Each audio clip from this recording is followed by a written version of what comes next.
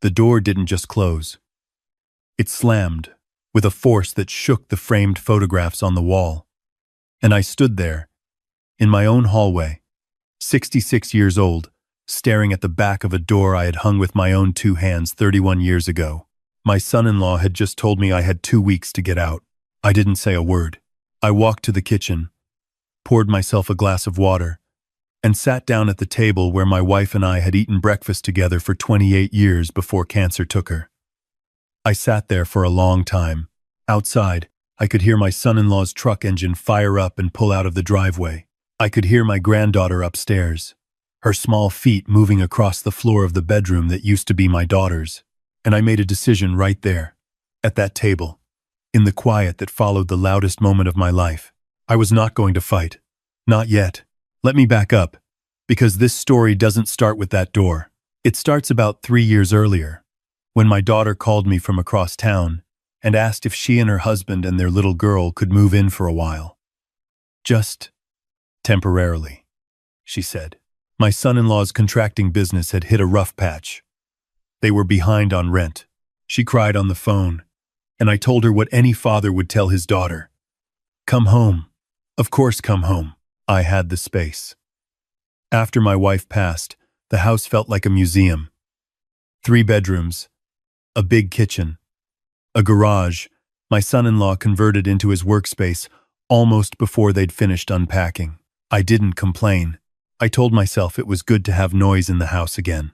My granddaughter was 4 years old then, and having her there genuinely did fill something in me that had gone hollow. The first year wasn't bad. My son-in-law was polite enough when he needed something, which was often. I paid the utility bills. I bought the groceries, more often than not. When the truck needed new tires, I put it on my card because he said he'd pay me back by the end of the month. He never did, but I let it go. Family doesn't keep score. That's what I told myself. The second year, things shifted. It was subtle at first, the way he'd correct me in front of my granddaughter. The way he started making decisions about the house without asking.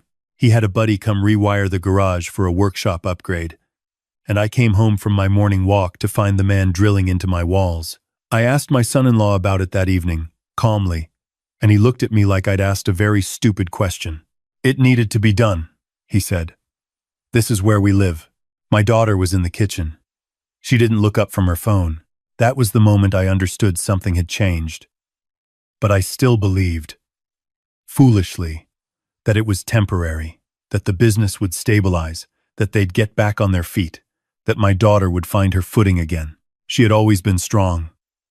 I raised her to be.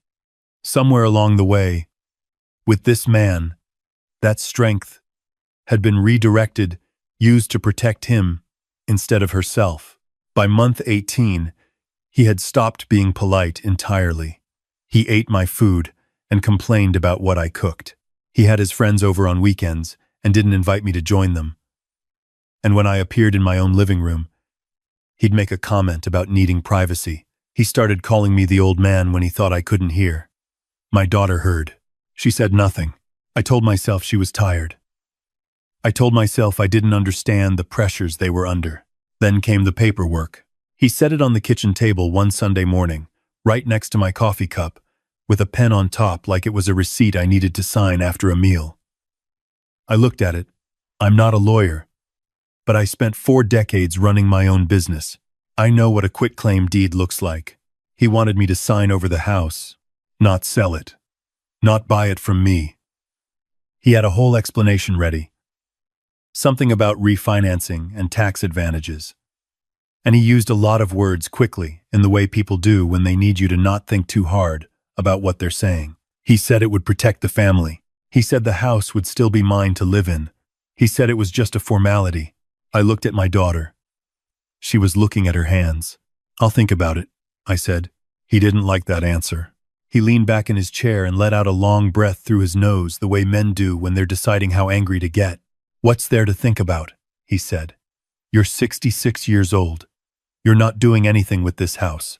We've been here almost 2 years, putting our lives into it, and you act like you're doing us some kind of favor. I am doing you a favor, I said, very quietly. I have been doing you a favor every day For 2 years. That was the wrong thing to say, apparently. He stood up so fast, the chair scraped back across the tile floor. My granddaughter, who had been coloring at the far end of the table, looked up with wide eyes. "You know what your problem is?" he said. "You're bitter, and you're old, and you've got nothing else in your life.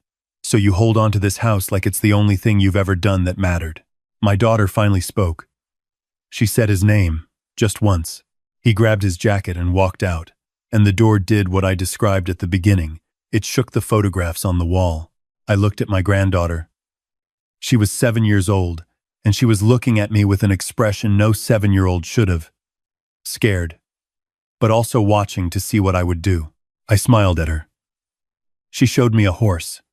It was bright purple with a pink mane, and it was very beautiful. That night, after everyone had gone to bed, I sat in my garage for 3 hours, not pacing, sitting. I had a legal pad and a pen, and I thought about my wife, who had been the smarter of us in most things. She used to say that the difference between a reaction and a response is time. A reaction is what comes out of your mouth in the moment. A response is what you build when you have the whole picture. I needed the whole picture. I called my attorney the next morning. His name isn't important, but he's been my attorney since I incorporated my business in 1987, and he knows me well enough that when I said I needed to understand my options, he cleared an hour without asking why. I told him everything. He was quiet for a moment after I finished. Then he said, "Don't sign anything." I told him I had no intention of signing anything. He said there was more I should know, and that I should come in as soon as possible. What I learned in that office surprised me, though I suppose it shouldn't have. My son-in-law had been in contact with a real estate attorney, not my attorney. A different one about a property on Clearfield Road. A commercial property. He had apparently been planning some kind of expansion for his contracting business. The business that was supposedly struggling badly enough that my daughter had wept on the phone 3 years ago and asked to move in. He needed capital, and the most valuable thing near him was the house he'd been living in for free. I thanked my attorney. I asked him what I could do. He told me several things. And then he asked me a question that changed my thinking entirely. "What outcome do you want?" he asked. I thought about it. Not just for a second, I actually sat there and thought about it. Because it was the right question. Did I want him gone? Yes. Did I want my daughter to wake up? Yes. Did I want my granddaughter to be okay, actually okay, not just present? More than anything, I want the truth in a room, I said, where everyone has to look at it. My attorney nodded slowly. "Let's build you that room," he said. I went home, and I was calm. That was the part my son-in-law couldn't understand, because in his experience, when someone has power over you, you either fight or you collapse. He'd seen me refuse to fight, and he'd assumed I was collapsing. He was wrong about that. The next several weeks, I moved carefully. I documented everything. Receipts, screenshots, bank records, going back to the day they moved in. I called my CPA and had him prepare a full accounting of what I had contributed to the household, not to weaponize it, but to have it documented clearly, in black and white, the way a businessman documents things. My attorney, meanwhile, made some inquiries, the kind that don't announce themselves. My son-in-law, in that same window of time, became bolder. He had apparently taken my silence as surrender. He started talking about renovations he wanted to make. He asked me one afternoon if I'd thought any more about the paperwork. I said I was still thinking. He looked at me with something close to contempt, but underneath it, I could see he was confident. He believed the outcome was already decided. The worst moment came on a Tuesday. I was in the backyard raking leaves. I still do my own yard. I have no intention of stopping. And I heard him on the phone inside, through the kitchen window. He wasn't shouting. He was speaking the way men speak when they believe they're alone. He was talking about timelines. He was saying 2 months, maybe less. I raked the rest of the leaves into a pile. I bagged them. I washed my hands, and I went inside and I told my granddaughter I would take her for ice cream, and we went, and for 1 hour, I didn't think about any of it. She got cookie dough. She told me about a book she was reading, about a girl who could talk to animals. She said she wished she could talk to animals. I said I thought she probably could, if she listened the right way. She thought about that very seriously. That's the kind of kid she is. I had one conversation with my daughter during this period. Just one. I chose the morning carefully, a Saturday, when my son-in-law had driven out to a job site and wouldn't be back until afternoon. She was in the kitchen with her coffee, and the particular kind of quiet that meant she hadn't slept well. I sat down across from her. I didn't lead with accusations. I asked her how she was doing. Not as a preamble actually asked. She looked surprised by the question, like she'd forgotten anyone was allowed to ask it. She said she was fine. I said I didn't think she was. She didn't answer for a long moment. Then she said things were complicated. She said I didn't understand all the pressure they were under. She said he wasn't a bad person, just stressed, and that she appreciated everything I'd done, but she needed me to trust her.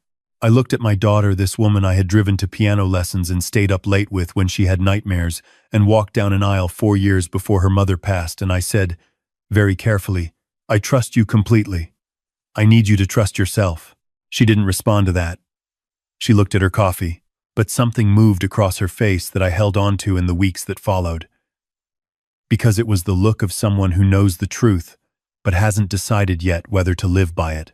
I didn't push. I stood up, refilled my coffee, and said I was thinking of having a small dinner. Some people over.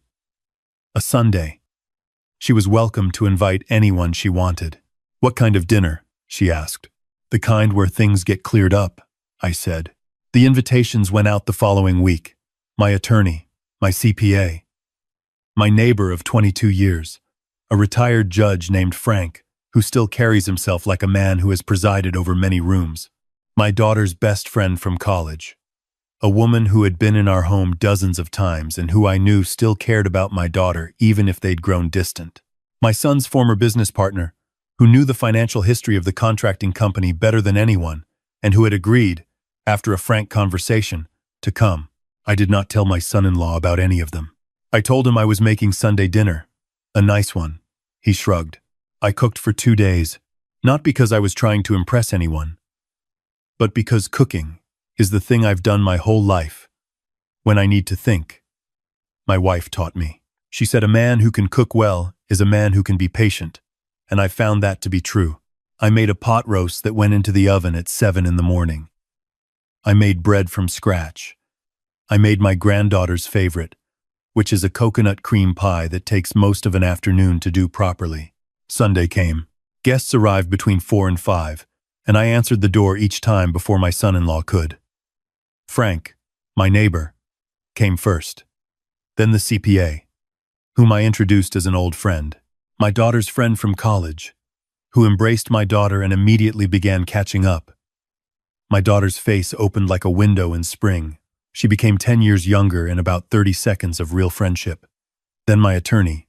My son-in-law watched this gathering with a particular expression I had never seen on him before. It was the expression of a man who is recalculating. I asked everyone to sit. I served dinner. I opened wine. My granddaughter sat next to Frank, who had a gift for talking to children. And they were deep in conversation about dogs by the time the first plates were cleared. My son-in-law had barely touched his food. After dinner, when my granddaughter had been settled in the living room with a movie, I asked if we could all speak together for a moment. I said it like that simply, without announcement. People moved to the dining room table. My son-in-law started to stand up, to leave, and my attorney said, "Please stay. This involves you." That was the moment. I watched it happen the moment a confident man realizes he is not in the room he thought he was in. My attorney placed a folder on the table. He explained, very professionally, what he had found in the past several weeks. The communications between my son-in-law and the other real estate attorney, the intended use of the property on Clearfield Road, the financial picture of the contracting business, which was not, as it turned out, struggling. It had actually had its best 2 quarters ever. The records of what had flowed out of my accounts and into the household over 3 years. My son-in-law started to interrupt twice. My attorney continued speaking both times. My daughter's friend put her hand over my daughter's hand on the table. My daughter didn't move. Frank said nothing during this, but his presence in the room said everything. You cannot sit across a table from a retired judge and feel that the room is without gravity. When my attorney finished, there was silence. My son-in-law said I had orchestrated this. He said it was a setup. But I asked him to look around the table and tell me what, specifically, was inaccurate. He looked around the table. He looked at my daughter. He looked at my daughter. And in clues. She wasn't looking at him. She was looking at me. Dad, she said. Just that word. The way she said it, I knew. He pushed back from the table and went upstairs. We heard the bedroom door close. Not slam close. There's a difference. And I noticed it. Frank quietly poured himself more coffee. My CPA gathered his papers. My attorney closed the folder. My daughter's friend stayed. She sat next to my daughter for the next 2 hours, while my daughter did what she had been holding in, I think, for a very long time. I gave them the living room. I cleaned the kitchen. I cut the coconut cream pie and brought 2 slices in and left them on the end table. And I heard my daughter laugh once, the real laugh, the one that sounds like her mother's. And I stood in the hallway for a moment and let that sound settle into me, like something coming home. The next 3 weeks were not easy. I want to be honest about that, because these stories are always told, like the resolution is a door that opens, and then everything is clear on the other side. It isn't. My son-in-law packed slowly, deliberately, as if moving at his own pace was the last authority he had. He left, without speaking to me. My daughter drove him to his brother's house across town, and came back and stood in my kitchen and said she was sorry. I told her she had nothing to apologize for. She said she did. She said she had seen things she hadn't wanted to see, and had made choices she wasn't proud of, and that she had let me be treated in ways no one should be treated in their own home, let alone her father. I said, I know, and I need you to know that I understood, even when it was hard. She put her head on my shoulder, the way she had when she was 8 years old, and we stood there in the kitchen for a while. My granddaughter didn't fully understand what had happened. She knew something had changed. The way children know things not through explanation but through the quality of the air in a house. She noticed that the mornings were quieter. She noticed that her mother smiled differently, more fully, like something that had been braced had let go. One evening, about 2 weeks after everything, she climbed up next to me on the porch swing and leaned against my arm and said, Grandpa, are we going to be okay? I looked out at the yard. The oak tree my wife and I planted when we first moved in was bigger than it had any right to be. The evening light was doing something particular to the leaves. We're going to be better than okay, I told her. She thought about this. She said, good. And we swung for a while in the quiet.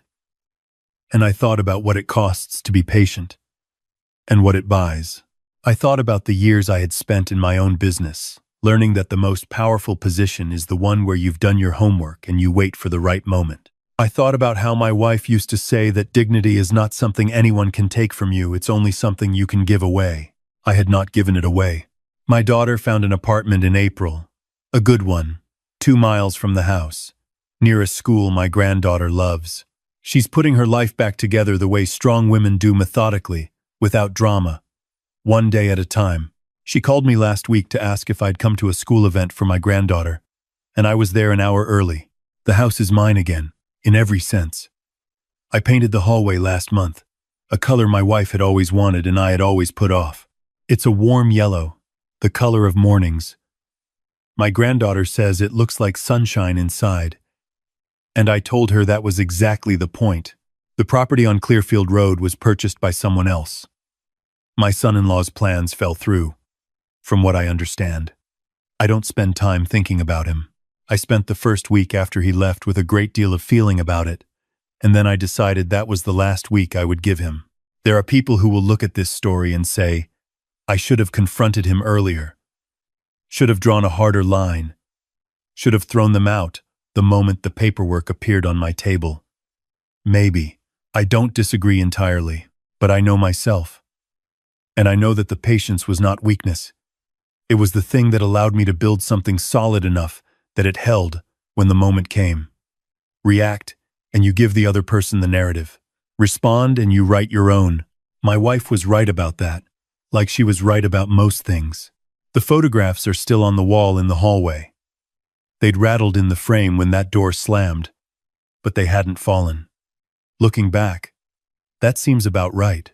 The things that are truly hung will shake when someone tries to bring them down. They will rattle, but they will not fall. My granddaughter's purple horse drawing is on the refrigerator, has been since she drew it. It'll stay there as long as she'll let me keep it, which I hope is a long time. I'm 66 years old, and I live in the house I built my life in, and the mornings here are very good. I'd like you to know that, because I think it matters. Not the justice part. People always want the justice part. And yes, it happened. And yes, it was satisfying in a way I won't pretend it wasn't. The coffee at the table where two people ate breakfast together for 28 years. The yellow hallway. The swing on the porch. That's what I was protecting. That's what it was always about. And if you're sitting somewhere right now feeling like someone has been eating at your table without gratitude, sleeping under your roof without respect, making decisions in your house like your life is just a resource to be managed, I want you to hear me. I know that feeling. I lived inside it for 3 years. The difference between a reaction and a response is time. Take the time, do the work, build the room, and then invite everyone into it.